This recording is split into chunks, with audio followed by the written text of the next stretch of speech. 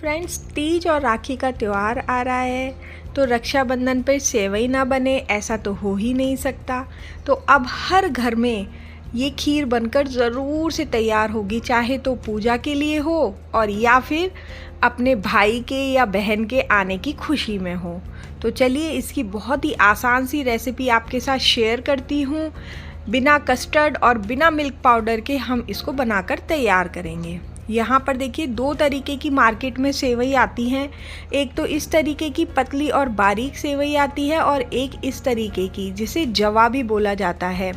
कई लोग इसे घर पर हाथ से भी तैयार करते हैं, तो ये भी बहुत टेस्टी बनती है। आज हम जवा वाली सेवई बनाकर तैयार करेंगे और पतली अगर आपको देखनी है तो मैं डिस्क्रिप्शन बॉक्स में इसका लिंक दे दूँगी, आप वहाँ से देख सकते हैं। और यहाँ पर मैंने एक पैन लिया है, उसमें आपको 1 चम्मच घी डालना है और यहाँ हम आधा बाउल जवा ले रहे हैं। तो आपको कितने दूध में कितना जवा डालना है वो भी हम आपको बताएंगे। आपको यहाँ घी बहुत ज़्यादा नहीं लेना है, नहीं तो जो दूध है ना उसमें ऊपर ऊपर घी तैरने लग जाता है तो वो अच्छा नहीं लगता। तो इस तरीके से देखिए इतना कलर आने तक आपको इसे भूनना है। आप इसे कंटिन्यू भूनते रहें और यहाँ मैंने गैस का फ्लेम ऑफ कर दिया है और उसके बाद भी मैं यहाँ पर कंटिन्यू इसको चला रही हूँ क्योंकि पैन गरम है और अगर हम इसे इसी तरीके से छोड़ देंगे तो ये जल जाएंगी। तो आपको जब लगे कि इसका कलर चेंज होने लग गया है तब आप गैस का फ्लेम बंद कर दें, तो ये परफेक्ट सिककर तैयार होंगी। यहाँ पर मैंने 1 लीटर दूध लिया है। आपको यहाँ पर अगर अंदाज़ा नहीं होता है तो मैं आपको बताती हूँ कि आपको जितनी सेवई लेनी है उसका 3 गुना दूध लेना है, तो ये बिल्कुल परफेक्ट बनकर तैयार होंगी।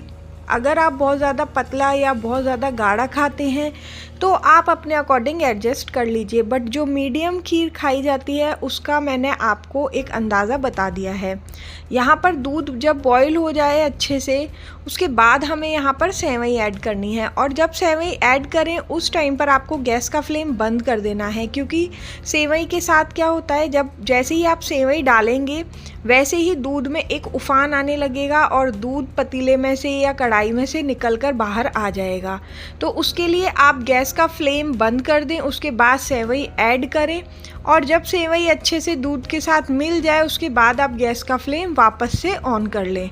इस कंडीशन पर दूध बाहर नहीं आएगा। अब हम इसे कंटिन्यू एक बार चलाते रहेंगे जब तक दूध में अच्छे से उबाल ना आ जाए। अब हम इसमें थोड़े से केसर के धागे डाल देंगे जिससे उसका रंग बहुत अच्छा आ जाए। अगर आपके पास हो तो आप डालें, नहीं तो इसे स्किप कर सकते हैं। और इससे बस बहुत अच्छी खुशबू और टेस्ट आता है, इसलिए मैंने यहाँ पर यूज़ किया है।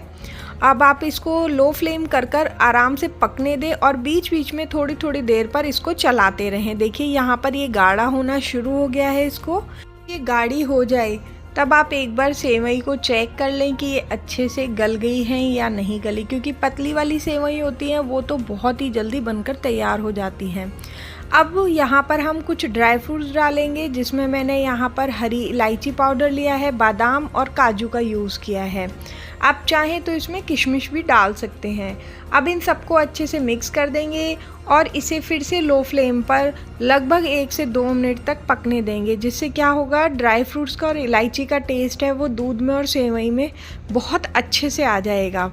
और यहाँ देखिए ये पूरी तरीके से गाढ़ी हो चुकी है, आपको दिख रहा है ना। अब आपको दूध की जगह प्रॉपर सेवई अच्छे से दिख रही है। देखिए ये पक चुकी हैं और इन्होंने दूध को बहुत अच्छे से एब्जॉर्ब कर लिया है। अब आती है बारी चीनी डालने की। तो अब आपको चीनी का अंदाज़ा कैसे करना है, तो उसके लिए आपने जितनी सेवई ली हैं उतनी ही आपको चीनी लेनी है। ये बिल्कुल परफेक्ट माप है सेवई की खीर के लिए। तो यहाँ पर अगर आप कम खाते हैं तो थोड़ा सा कम कर लें और अगर ज़्यादा खाते हैं तो आप थोड़ा सा ज़्यादा कर लें। इस तरीके से आप एडजस्ट कर सकते हैं। बट जो नॉर्मल खीर बनाई जाती है मार्केट में मिलती है उसका नाप मैंने आपको बता दिया है।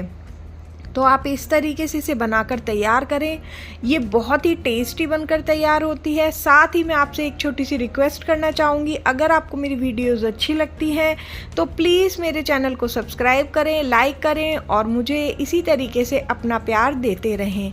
और यहाँ देखिए जैसे ही हम चीनी को डालते हैं ना तो खीर हमारी पतली हो जाती है। तो आपको जब तक उबाल नहीं आ जाता तब तक इसको कंटिन्यू चलाना है, और जैसे ही आपको ऐसा लगता है उबाल आ गया है, फिर से आपको इसे लो फ्लेम कर कर छोड़ देना है। थोड़ी देर जब ये अच्छे से पकती रहेगी तो ये वापस से गाढ़ी हो जाएगी, और आपको जितना पतला और जितना गाढ़ा खाना है उस हिसाब से आप इसे छोड़ सकते हैं। बट यहाँ एक चीज़ का ध्यान रखें कि ये ठंडी होने के बाद और थोड़ी गाढ़ी होती है, तो आप उसी हिसाब से इसे रखें। यहाँ देखिए कितनी टेस्टी लग रही है ना दिखने में ही, बस मन करता है कि फटाफट से जाएं किचन में और इसे फिनिश कर दें। तो आप ज़रूर से बनाकर ट्राई कीजिएगा और मुझे कमेंट बॉक्स में ज़रूर बताइएगा कि ये कैसी बनी। और हाँ, आप सब तीज और रक्षाबंधन एंजॉय करें। Happy Teej and happy Rakshabandhan. Bye bye, मिलते हैं ऐसी ही और नई वीडियोस के साथ।